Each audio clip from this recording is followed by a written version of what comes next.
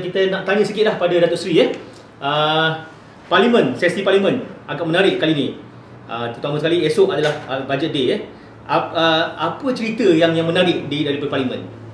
Saya fikir Yang Amat Berhormat Perdana Menteri selaku Menteri Kewangan akan melontarkan beberapa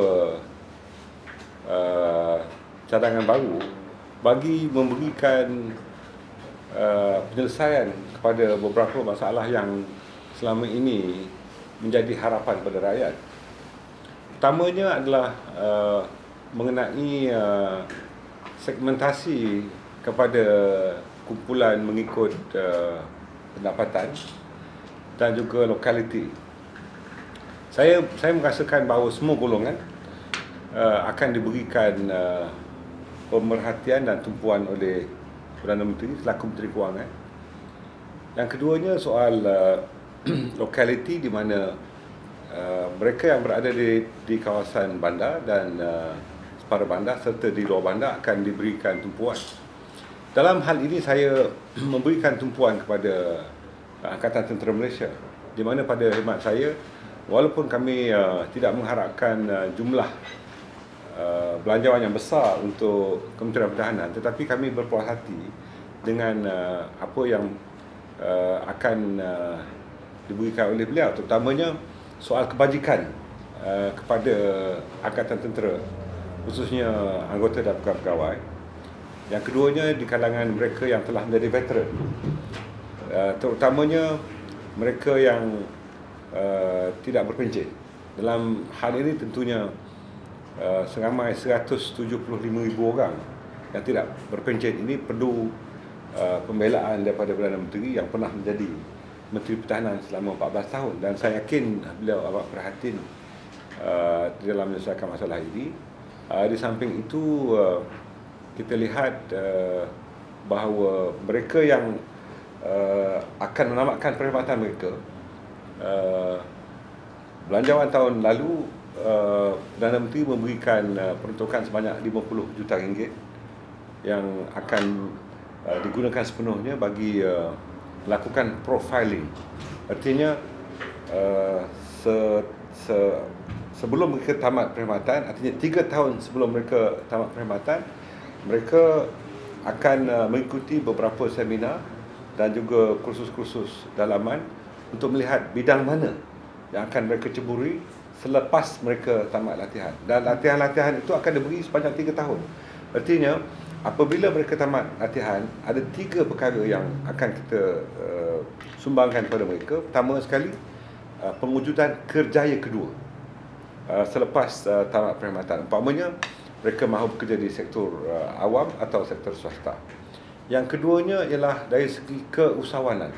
Mungkin mereka minat dalam bidang keusahawanan dan kursus-kursus ini mesti diadakan. Dan yang ketiga, apabila mereka berhajat untuk bekerja sendiri, ya, umpamanya yang tidak melibatkan perniagaan yang memerlukan pinjaman yang banyak, tetapi menggunakan gratuity yang diperolehi untuk digunakan bagi membina masa depan mereka. Jadi ketiga-tiga kategori ini pada hemat saya harus diberikan tumpuan juga oleh Perdana Menteri, dan saya amat berpuas hati jika semua pihak yang sedang berkhidmat ataupun yang telah menamatkan perkhidmatan diberikan juga tumpuan oleh Perdana Menteri kita. Okey, Datuk Seri, apa pandangan Datuk Seri mengenai pasal bajet Pakatan Rakyat ni? Pakatan Pembangkang ni kan? Adakah reasonable ni bajet, ataupun bajet ni hanya untuk membeli undi? Walaupun saya telah meneliti cara sebentar selalu bajet yang dibentangkan, tetapi tidak ada satu pun lampiran tentang berapakah pendapatan yang akan diperolehi dan berapakah perbelanjaan yang akan dikeluarkan daripada semua saranan di dalam bajet pembangkang itu. Kita harus juga melihat berapakah surplus atau lebihan pendapatan negara berbanding dengan perbelanjaan, atau berapakah defisit atau kekurangan pendapatan daripada perbelanjaan yang dikeluarkan. Dari segi rasional, kita dapati bahawa dalam manifesto pihak pembangkang yang lalu, 87.6% apa yang dijanjikan untuk bakal pengundi ketika itu tidak dapat dilaksanakan. Jadi dalam belanjawan ini, mereka menjanjikan bulan dan bintang dan pelbagai aspek yang mereka rasakan bahawa golongan-golongan tertentu memerlukan pembelaan. Jadi isu yang dibangkitkan oleh mereka adalah seolah-olah mahu membela kumpulan berkenaan, tetapi tidak ada rasionaliti dari segi dari manakah pendapatan yang diperolehi dan berapa banyak perbelanjaan yang dikeluarkan, yang akan akhirnya dalam jangka sederhana dan jangka panjang ini akan menyebabkan negara kekeringan reserve ataupun simpanan. Dan janji memang mudah dilakukan, tetapi lebih mudah lagi jika tidak ditepati. Yang sukar ialah janji, tapi harus ditepati. Okey Datuk Seri, rasa bajet tahun ini adakah bertambah pada Kementerian Pertahanan ataupun kurang? Saya tidak menjangkakan akan ada pertambahan, tetap disebabkan oleh trend dunia sekarang ini, semua perbelanjaan pertahanan dikurangkan kerana tumpuan negara-negara yang membangun adalah untuk menangani permasalahan sosioekonomi. Malah kalau kita lihat negara-negara yang maju sekalipun, mereka telah mula mengurangkan belanjawan pertahanan. Sebab tumpuan kita ialah tentang bukan berapa banyak peperangan yang dimenangi, tetapi berapa banyak peperangan yang boleh dielak. Dalam perkara ini kami berpuas hati kerana aset-aset yang sedia ada masih boleh digunakan, dan jika ianya telah melepasi tempoh tertentu, ada reliving program, artinya penghayatan semula boleh dilakukan selagi ianya boleh dibuat.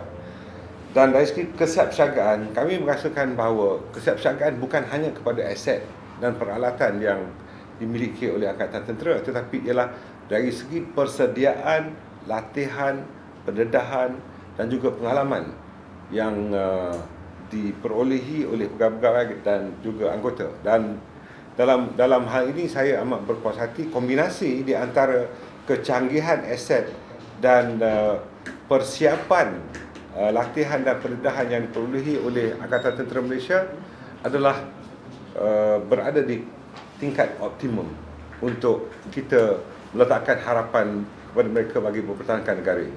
Okay. Datuk Seri, kami dapati Datuk Seri sekarang aktif dalam media sosial. Apa tujuan, apa objektif Datuk Seri? Adakah hanya suka-suka ke ataupun apa ni? Apa dari cadangan dia punya objektif dia? Kita harus berpijak di bumi nyata. Kerana pattern telah berubah. Dulu media konvensional memainkan peranan yang penting dan semua risalah ataupun message ataupun pesan kita ataupun sesuatu maklumat itu boleh disampaikan melalui media konvensional. Di dalam keadaan ini kita merasakan bahawa media konvensional biarpun masih memainkan peranan yang penting, tetapi khalayak yang diliputi oleh mereka semakin berkurangan kerana ia telah bertukar kepada media baru. Dan media baru ini mempunyai beberapa alternatif yang memberikan liputan yang luas. Malah media konvensional juga menggunakan media online mereka untuk mendekati khalayak mereka. Oleh sebab itu adalah munasabah untuk saya, selain pada menggunakan media konvensional, untuk bersama-sama dengan kawan-kawan dalam media baru untuk mendekati khalayak. Dan saya bukan main-main dalam soal ini. Saya amat serius memberikan tumpuan, walaupun saya pada peringkat awal agak buta dalam media baru, tetapi saya telah dicelitkan oleh anak-anak muda yang mewakili generasi Y dan generasi X bagi memberikan pendedahan baru pada saya, dan saya amat menghormati kebolehan mereka dan juga kemampuan mereka serta komitmen mereka untuk bersama-sama dengan saya, dan saya harus terjun bersama-sama mereka untuk menterjemahkan ianya sebagai satu realiti baru yang harus saya hadamkan dan garap sebagai sebagian daripada cara kehidupan saya. Semenjak ni generasi X dan Y ni agak agresif dalam komen-komen mereka, terutama sekali condemn yang isu-isu yang sensitif. Ada apa pesanan dari Dato' Sri? Saya fikir mereka menggunakan strategi yang digunakan oleh Hitler. Sewaktu Hitler berada di tingkat kekuasaan yang amat kuat, beliau melantik seorang yang bernama Goebbels sebagai menteri propagandanya. Sekarang ini menteri penerangan. Dan teori yang diperolehi ialah kalau sesuatu kebatilan atau sesuatu pembohongan itu jika diulang-ulang, ianya akan menjadi sesuatu yang dipercayai.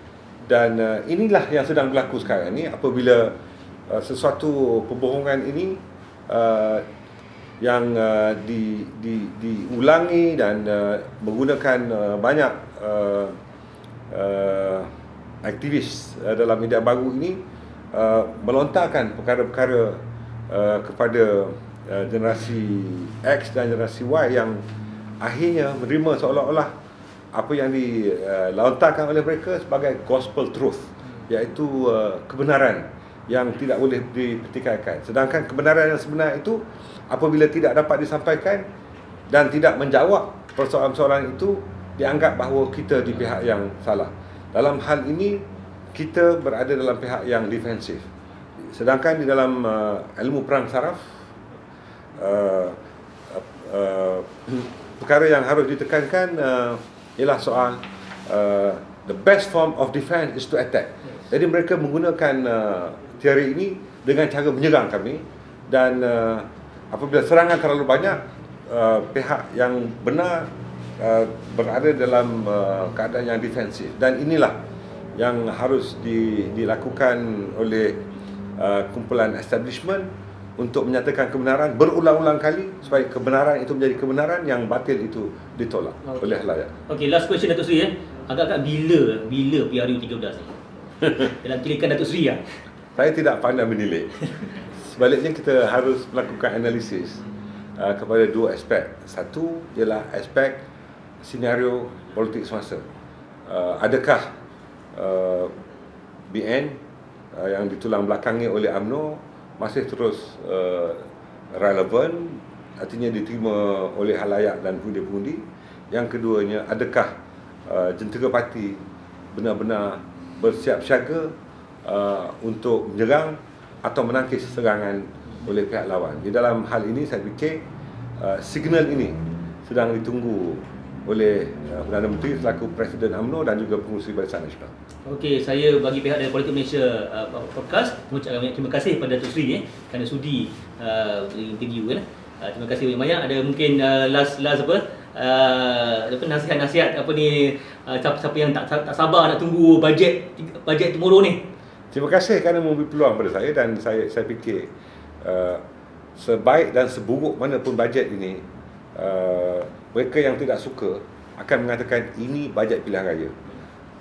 Tahun lepas pun mereka mengatakan demikian. Pada tahun ini, insya-Allah bajet ini bukan bajet pilihan raya, tetapi bajet oleh Perdana Menteri selaku Menteri Kewangan untuk menyelesaikan masalah kepada semua kumpulan masyarakat, termasuklah mereka yang berada di lokaliti yang berbeza, di wilayah yang berlainan, dan kumpulan pendapatan yang juga berbeza. Dan insya-Allah semua lapisan masyarakat akan dirangkumi kepeduliannya oleh Perdana Menteri yang juga menjadi Menteri Kewangan. Terima kasih Dato' Sri. Terima kasih. Assalamualaikum. Salam.